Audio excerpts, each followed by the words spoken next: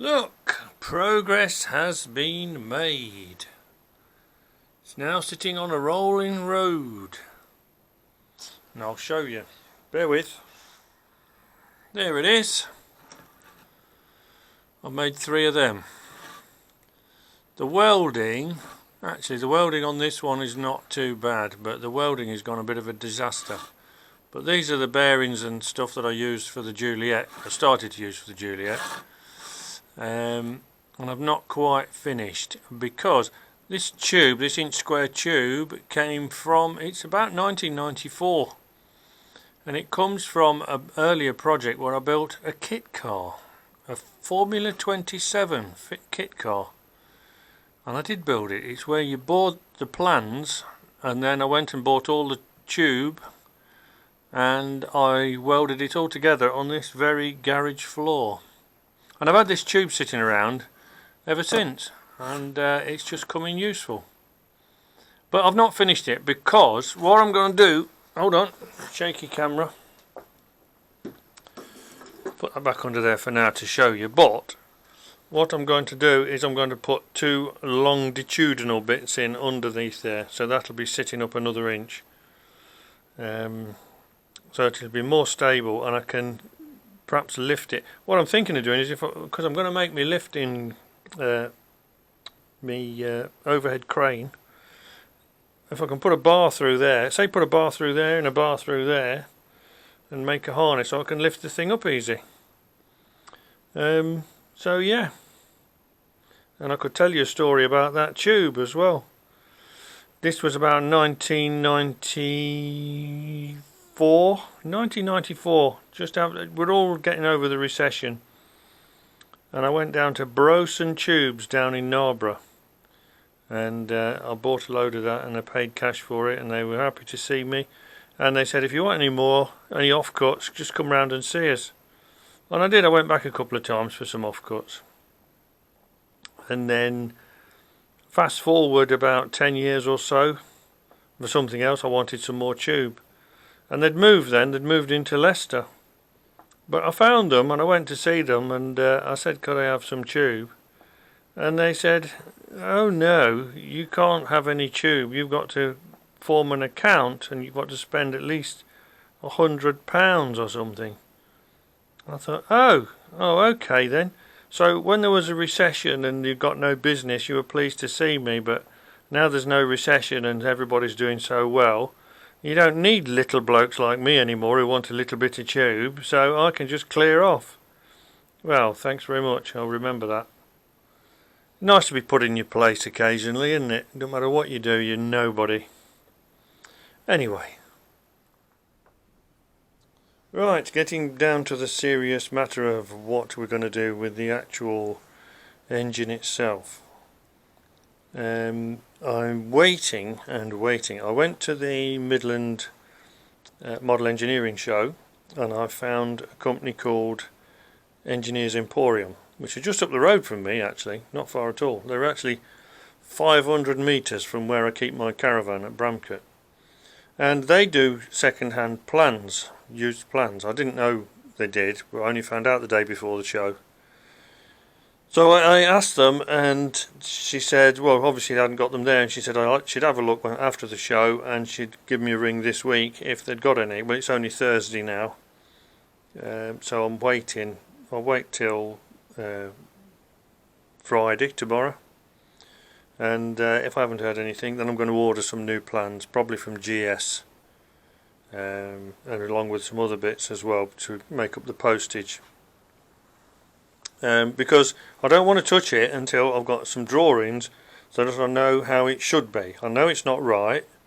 I know it's not right because of these horn blocks, etc. But I want to know how it should be, and I want to know what I should be looking for in terms of threads everywhere. So I don't want to go and make a mess of it, basically. I mean, I know some of it's different, but as I say, just go into it feet first. You can do more damage. So while I'm doing that, I'm doing other things. I've just made that rolling road. I've got a little bit to finish off on that one. I've got my welder sorted. In the meantime, I can carry on making the overhead crane. But what I will do, if I haven't made any further progress, is I've decided I'm going to do what I used to do when I'm restoring a car, restoring old cars, greasy, horrible, messy cars. And that is, I'm going to spray it first of all. I have a big tray, a big metal tray, that I can make a mess in. I used to put engines in it and clean engines down, so I can put this in there and make a right mess. And I'm going to spray it first of all with Arrow chemicals. Now this stuff is better than thinners for getting rid of grease and horrible stuff. Superior penetrating fluid with colloidal graphite anti-seize agent. So it basically got graphite in it. And it shifts everything. So all the old grease and oil and mess in here, it'll loosen it all. But it will also, excuse me, it will leave a coating of graphite and everything, so it's not unlubricated. So clean it with that first of all to get rid of everything, and then blow it through with my airline, get rid of most of it. Then I shall clean it with the, well, I've got WD-40. In there I have got something called Contact from father-in-law's old garage. There's still some in there, and when that runs out I've got the, yes, I wanted to say XC90 but that's my car. It's AC90 stuff, penetrating fluid and lubricant, so it's halfway towards being oil, and then when I put that in again, blow it through and then oil it. So basically the WD-40 helps the oil get in there, and then you just keep putting the oil in. That's what we've done with cars anyway. So it's just a compromise between stripping it completely and cleaning everything to the nth degree, and just leaving it. Well, I don't want to just leave it because it's been stood for such a long while. Grease and oil will just congeal, so that's what I'm going to do. So the graphited penetrating fluid, followed by WD-40, followed by proper oil. Then we should have a nice clean thing to deal with. After that, I'm going to try and put some wind through it and see if it'll run. And hopefully by that time I'll have some plans and I'll know exactly what I'm doing. I can check up what's going on here. Look at this, I'm actually doing something, can you believe it? And I've discovered something.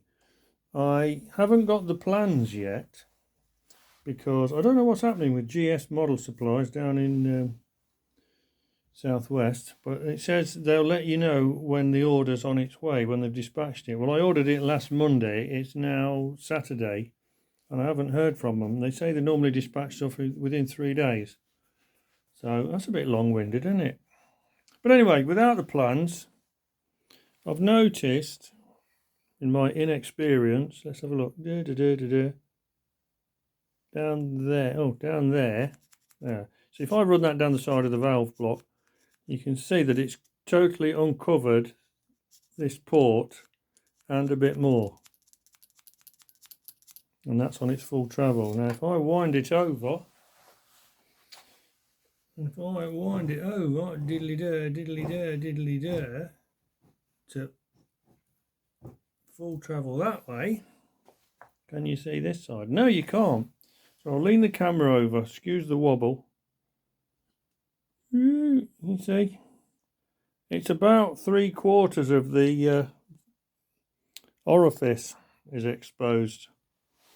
So not the same. The other side, take my word for it, the other side's fairly equal.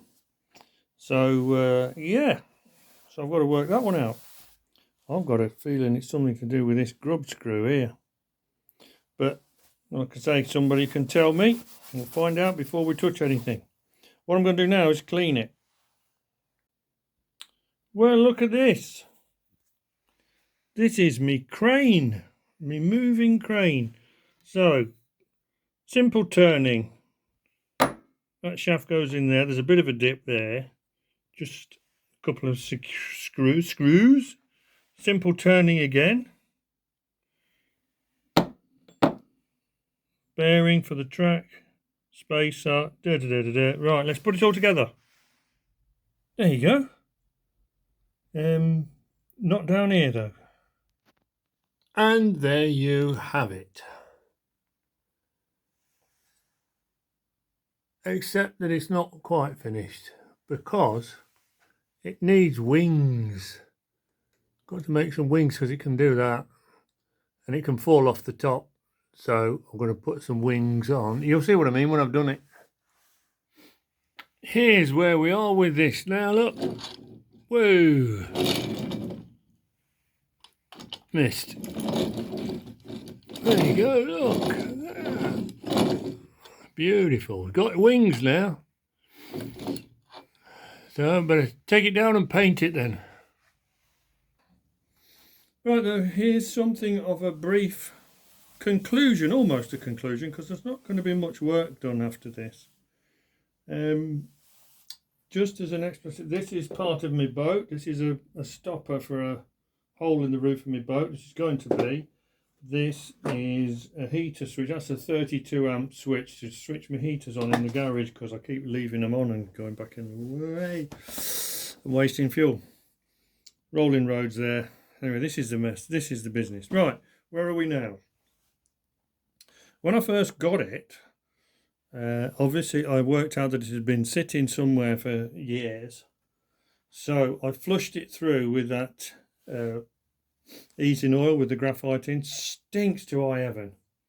Horrible stuff, but clears it out.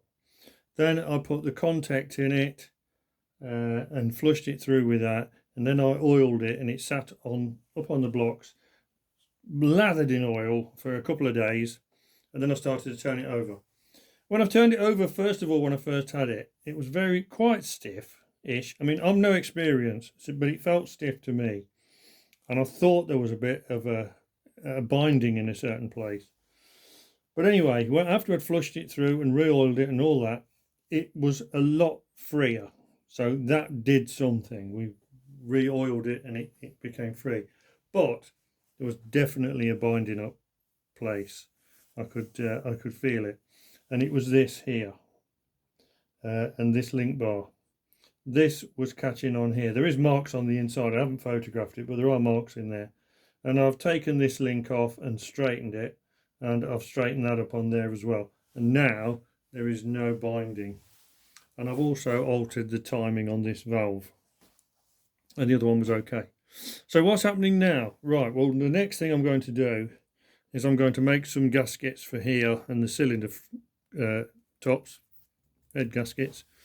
I'm going to make the gaskets, but I'm only going to fit one side. I'm going to fit this one and this one, possibly all the other side.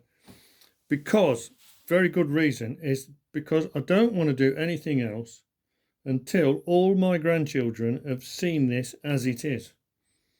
Because this, as it is, you can see how it works. You can explain how it works. You can say there's a valve in there. You put the top on there. You can say, oh, there's a valve in there that opens. They never see it, so they can't relate to it and they don't understand. A lot easier if they can actually see it.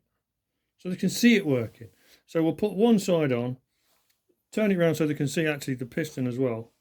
And then once they've seen that, then we'll carry on and with the rest of it. But as it is, you see, you can explain it as they go on, which is the value of it. I mean, other than that, just put it together and it just becomes another engine, doesn't it?